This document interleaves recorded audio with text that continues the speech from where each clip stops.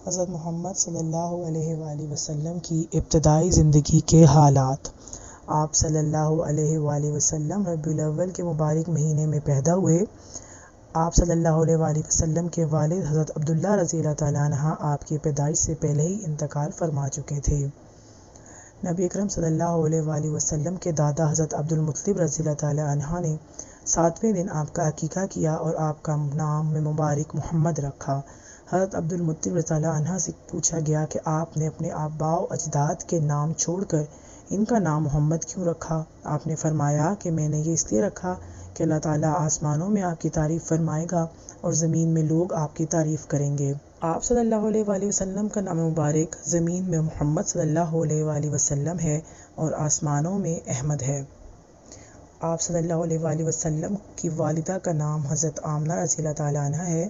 آپ صلی اللہ علیہ وآلہ وسلم کی 3 رضاعی مائیں ہیں، حضرت صوبی رضی اللہ تعالیٰ عنہ، حضرت عاتقہ رضی اللہ تعالیٰ عنہ اور حضرت حلیمہ رضی اللہ تعالیٰ عنہ۔ آپ صلی اللہ علیہ وآلہ وسلم نے اپنی زندگی کے ابتدائی 6 سال حضرت حلیمہ کے پاس گزارے۔ مکہ مکرمہ میں 3 روز قیام کے بعد حضرت حلیمہ رضی اللہ تعالیٰ عنہ حضرت آمنہ رضی اللہ تعالیٰ عنہ کو الوداع کہتے ہوئے سردار انبیاء صلی اللہ علیہ وآلہ وسلم کو لے کر رخصت ہو گئیں۔ جیسے ہی سرکار کی جلوہ افروزی سواری پر ہوئی، اس میں عجب جان آ گئی۔ قافلہ والوں نے کہا، اے حلیمہ، تمہاری سواری اتنی تیز کیسے ہو گئی؟ کیا یہ وہی سواری ہے جو پہلے تھی؟ تو حلیمہ رضی اللہ تعالیٰ عنہ نے فرمایا، سواری تو وہی ہے لیکن سوار بدل گیا ہے، یہ ان کی برکت ہے۔ ابھی حضور اقدس صلی اللہ علیہ وآلہ وسلم کی عمر 6 برس ہی تھی کہ آپ صلی اللہ علیہ وآلہ وسلم کی والدہ ماجدہ آپ کو ساتھ لے کر مدینہ تشریف لائیں۔ آپ ان کے ساتھ قبیلہ بنو نجار میں قیام فرما رہے جو آپ کے دادا جان کے ننیالی رشتہ دار تھے۔ والدہ ماجدہ آپ کو حضرت عبداللہ رضی اللہ عنہ کی زیارت کے لیے لے گئیں۔ آپ کے ساتھ سفر میں حضرت ایمن رضی اللہ تعالیٰ عنہ بھی تھیں۔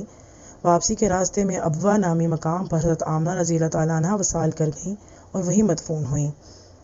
قبل ولادت ہی والد ماجد کا وصال ہو چکا تھا۔ اب والدہ ماجدہ بھی رفیق اعلیٰ سے جا ملی۔ حضرت آمنہ رضی اللہ تعالیٰ عنہ کے وصال کے بعد حضرت ایمن رضی اللہ تعالیٰ عنہ نبی اکرم صلی اللہ علیہ وآلہ وسلم کو ساتھ لے کر مکہ آئیں۔ نبی اکرم صلی اللہ علیہ وآلہ وسلم کو ان کے دادا حضرت عبدالمطلب نے بڑے ہی اکرام و اعزاز کے ساتھ لے لیا۔ آپ کے دادا جان محترم نے نہایت ہی شفقت اور محبت کے ساتھ آپ کا خصوصی خیال رکھا۔ حضرت ایمن رضی اللہ عنہ بھی انتہائی عقیدت و محبت کے ساتھ آپ کی خدمت میں مشغول رہیں۔ ابھی نبی اکرم صلی اللہ علیہ وآلہ وسلم کی عمر 8 برس ہی ہوئی تھی کہ دادا جان حضرت عبدالمطلب رضی اللہ عنہ کا بھی وصال ہو گیا۔ اس کے بعد آپ کے چچا حضرت ابو طالب نے آپ کی خدمت کی سعادت حاصل کی۔ حضرت ابو طالب بھی بہت ہی خوبی کے ساتھ آپ کی خدمت کرنے لگے، اپنی اولاد پر بھی آپ کو مقدم رکھتے اور ہمیشہ آپ کو اپنے ساتھ رکھتے۔ جب کھانے کا وقت آتا تو حضرت ابو طالب اپنے گھر والوں سے کہتے، تم اس وقت تک رکے رہو جب تک کہ میرا بیٹا نہ آ جائے۔ جب دودھ ہوتا تو حضرت ابو طالب سب سے پہلے حضور اقدس صلی اللہ علیہ وآلہ وسلم کو دودھ پیش کرتے، اس کے بعد اپنے گھر والوں کو دیتے۔ آپ کے مبارک پیالے کے مختصر دودھ سے بھی سارے گھر والے سیر ہو جاتے۔ حضرت ابو طالب نے قریش کے ساتھ جب بغرض تجارت ملک شام جانے کا ارادہ فرمایا تو نبی اکرم صلی اللہ علیہ وآلہ وسلم کو اپنے ساتھ سفر میں شریک کر لیا۔ اس کے لیے انہیں آپ سے بے انتہا محبت تھی۔ اس وقت نبی اکرم صلی اللہ علیہ وآلہ وسلم کی عمر صرف 12 سال تھی۔ جب یہ قافلہ مقام بصرہ پہنچا تو وہاں بحیر نامی راہب نے آپ کو دیکھتے ہی پہچان لیا، کیونکہ انہوں نے سابقہ آسمانی کتابوں میں نبی آخر الزمان صلی اللہ علیہ وآلہ وسلم کے اوصاف حمیدہ اور نبوت کی علامتوں کے بارے میں پڑھ لیا تھا۔ اس لیے بحیرہ راہب سرکار دو عالم صلی اللہ علیہ وآلہ وسلم کا دست اقدس تھام کر قریش سے کہنے لگا، یہ تمام آسمانوں اور زمینوں کے سردار ہیں، یہ رب العالمین کے رسول ہیں اور رحمت للعالمین ہیں۔ قریش نے کہا، تجھے کیسے اس کا علم ہوا؟ بحیرہ راہب نے جواب دیا، جب تم گھاٹی پر چڑھ رہے تھے تو میں نے دیکھا کہ کوئی درخت اور پتھر ایسا نہ تھا جس نے ان کو سجدہ نہ کیا ہو۔ دھوپ کے وقت ان پر ابر سایہ فگن تھا اور یہ ان کے دونوں شانوں کے درمیان مہر نبوت ہے۔ بحیرہ راہب نے بڑی عقیدت اور احترام سے آپ کی خاطر پرتکلف دعوت کا اہتمام کیا۔ اس کے بعد انہوں نے کہا، خدا کی قسم تم بتاؤ تو صحیح ان کے سرپرست کون ہیں؟ جواب ملا کہ ابو طالب ہیں۔ بحیرہ راہب نے ابو طالب سے کہا، اپنے بھتیجے کو مکے واپس لے جاؤ اور مال تجارت یہیں پر فروخت کر دو، کیونکہ یہود ان کے سخت دشمن ہیں اور اندیشہ ہے کہ انہیں شہید کر دیں گے۔ چنانچہ حضرت ابو طالب آپ کے ہمراہ مکہ واپس ہو گئے۔ کہ شام کا دوسرا سفر۔ دوسری بار نبی اکرم صلی اللہ علیہ وآلہ وسلم نے حضرت خدیجہ رضی اللہ تعالیٰ عنہ کا مال لے کر ان کے غلام میسرہ کے ساتھ شام کا سفر فرمایا۔ نبی اکرم صلی اللہ علیہ وآلہ وسلم کی عادت کریمہ اور صفت جمیلہ یہ تھی کہ تجارت میں نہ کسی کو دھوکہ دیتے نہ کسی سے جھگڑتے۔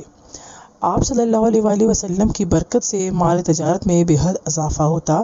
اس سفر تجارت کے دوران میسرہ نے کچھ عجائب دیکھے کہ نبی اکرم صلی اللہ علیہ وآلہ وسلم جب دوپہر کے وقت دھوپ میں تشریف لے جاتے تو بادل آپ پر سایہ کرتا۔ نبی اکرم صلی اللہ علیہ وآلہ وسلم ملک شام پہنچ کر ایک کلیسا کے پاس درخت کے نیچے آرام فرما ہوئے تو راہب نے آپ کو دیکھ کر میسرہ سے کہا، یہ کون ہے؟ اس درخت کے نیچے تو نبی آخر الزمان ہی آرام کریں گے۔ میسرہ نے سفر میں سے واپس ہونے کے بعد خدیجہ رضی اللہ تعالیٰ عنہ سے راہب کی باتیں اور بادل کا سایہ کرنا بیان فرمایا۔ آپ بڑی عقل مند اور شریف خاتون تھیں۔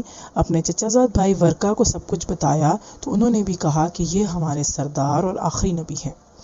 ام المومنین حضرت خدیجہ رضی اللہ تعالیٰ عنہ سے نکاح۔ ام المومنین حضرت خدیجہ رضی اللہ تعالیٰ عنہ شرافت اور پاک دامنی میں بے مثال تھیں۔ آپ کا لقب مبارک طاہرہ تھا۔ آپ کے شوہر کا انتقال ہو چکا تھا۔ بڑے بڑے مالدار لوگ آپ کو پیغام نکاح بھیجا کرتے تھے مگر آپ شادی کی طرف راغب نہ تھی۔ جب میسرہ نے نبی اکرم صلی اللہ علیہ وآلہ وسلم کی مدح و ثناء اور کمالات سنے تو متاثر ہوئے بغیر نہ رہ سکیں اور نبی اکرم صلی اللہ علیہ وآلہ وسلم سے نکاح کا پیغام بھیجا۔ حضرت محمد صلی اللہ علیہ وآلہ وسلم نے اپنے چچا اور خاندان کے بڑے افراد کے سامنے یہ بات رکھی، بھلا کون اس سے انکار کر سکتا تھا؟ حضرت ابو طالب نے خطبہ نکاح پڑھا۔ ابن ہشام کے قول کے مطابق 20 اونٹنیاں مہر مقرر ہوا۔ دوسرے سیرت نگاروں نے 500 درہم مہر رکھا ہے۔ نکاح کے وقت نبی اکرم صلی اللہ علیہ وآلہ وسلم کی عمر 25 سال اور حضرت خدیجہ رضی اللہ عنہ کی عمر 40 سال تھی۔ آپ تقریباً 25 سال نبی اکرم صلی اللہ علیہ وسلم کے ساتھ رہیں اور ہجرت سے 3 سال پہلے 65 سال کی عمر مبارک میں آپ کا وصال ہوا۔ آپ کی زندگی نبی اکرم صلی اللہ علیہ وسلم نے دوسرا نکاح نہیں فرمایا۔ نبی اکرم صلی اللہ علیہ وسلم ان کی خدمت اور حسن اخلاق کی ہمیشہ تعریف کیا کرتے تھے اور ان کی خوبیاں بیان فرماتے تھے۔